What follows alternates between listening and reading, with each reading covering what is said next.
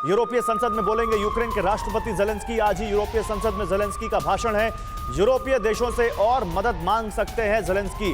I believe ये virtual संबोधन होगा और जेलेंस्की देश छोड़कर नहीं जा रहे होंगे यूरोपियन संसद की तरफ। शाम 5:30 बजे के बाद कभी भी जेलेंस्की की स्पीच हो सकती है।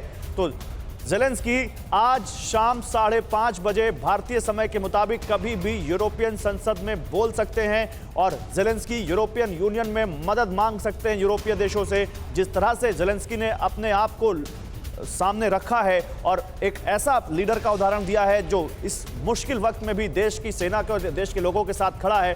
जेलेंस्की की इमेज जरूर इससे अब बढ़ी है। और जनरल भाटिया, अब जेलेंस्की जो बोलेंगे उसको पूरी दुनिया सुनेगी। पहले जेलेंस्की की बड़ी आलोचना हो रही थी, एक कॉमेडियन है, लेकिन जेलेंस्की ने प्रूव किया कि वो कॉमेडी करने के साथ साथ लीडर होने का भी हुनर जानते हैं।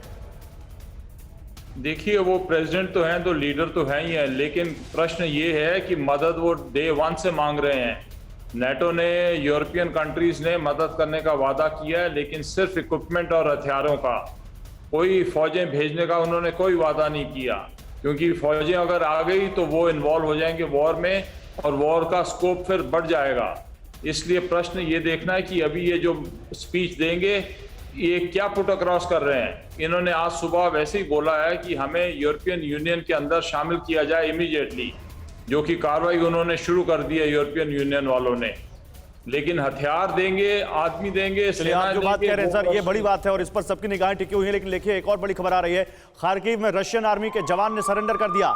यूक्रेनी सेना ने सरेंडर करने का दावा किया। खार्किव में रूस और यूक्रेन के बीच भीषण जंग चल रही है और वहां पर अब रूस के जवान ने सरेंडर किया है, ऐसा दावा यूक्रेन की सेना ने किया है। और इस बीच कई जगहों पर तो मेयर्स ने यह ऐलान कर दिया है कि आप रूसी सेना के सैनिक को जिंदा या मृत आप लाएंगे तो उन्होंने डॉलर्स में इनाम देने का तक का ऐलान कर दिया है। इस बीच यूक्रेनी सेना ने सरेंडर करने का दावा किया है कि यहां पर रशिया के जवान ने सरेंडर किया है, रशियन आर्मी के जवानों ने सरेंडर किया है, यह दावा किया है यूक्रेन की सेना ने। और रूसी सेना के टैंक के सामने खड़े हो रहे हैं लोग, जैसा कि अभी आपको जनरल मेस्टर बता रहे थे कि वहां पर लोग सामने आ जा रहे हैं और वो उसका विरोध कर रहे हैं। कुछ ऐसा ही दिख रहा है। टैंक के सामने यूक्रेन की जनता ने राष्ट्रगान गाया। चेरनीहिव में रूसी सेना का काफिला आम लोगों ने रोक लिया और वो रूसी सेना के सामने आकर, टैंकों के सामने आकर खड़े हो गए। अब इसके बाद और क्या राष्ट्रवाद और देश के प्रति अपनी जिम्मेदारी का और क्या जज्बा देखेंगे आप, जहां सामने मौत खड़ी हो, सामने ट्रक में हथियार हो, सामने टैंक खड़ा हो और उसके सामने निहत्थे आम लोग आ जाएं और कहें कि नहीं, आप इससे आगे नहीं बढ़ सकते। ये जज्बा क्या यूक्रेन की सेना को जज्बा दे रहा है रूस से लड़ाई का?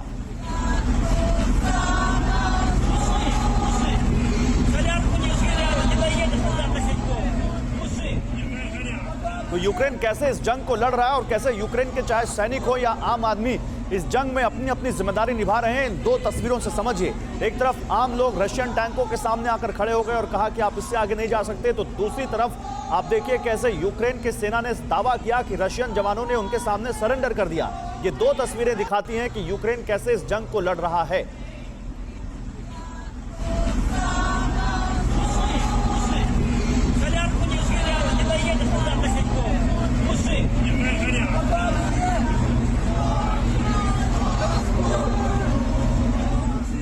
जनरल मेस्टर, इन तस्वीरों पे क्या कहना है आपका? ये तस्वीरें बहुत कुछ बताती हैं।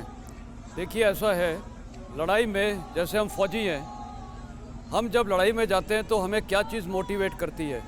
बहुत चीज़ें मोटिवेट करती है, लेकिन उसमें एक और कारण मोटिवेशन का होता है कि किस मकसद से हम लड़ाई कर रहे हैं। मेरे को याद आता है जब और पराक्रम के लिए हम गए थे, जब ये हमारी पार्लियामेंट पे अटैक हुआ था और उस समय मैं कमांडिंग ऑफिसर था। मैं और मेरे जवान और पूरी ब्रिगेड इतनी चार्ज अप थी कि दुश्मन को ठोकना जाके, क्योंकि वो हमें तंग कर रहे हैं। आज की तारीख में जो यूक्रेनी सेना है, उनके पास मोटिवेशन है कि ये हमारे देश को कब्जा कर रहे हैं और ये हमें मार रहे हैं, तो इनका और जज्बा बढ़ता जाएगा।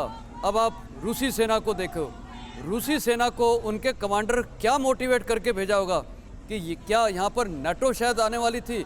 ये कोई मोटिवेशन है? कोई कारण नहीं था ये लड़ाई शुरू होने की, इसीलिए उनके लोग सरेंडर कर रहे हैं। और शर्म की बात है कि मतलब एक प्रोफेशनल आर्मी सरेंडर कर रही और रिहायशी इलाकों में बॉम्ब्स गिरा रहे हैं सिविलियन के ऊपर। मतलब ये तो टोटली कंडेमनेबल है। और अभी इंडियन स्टूडेंट एक बेचारे मरे हैं, परवाह देश की। सोमवार से शुक्रवार रात 10 बजे TV9 भारतवर्ष पर।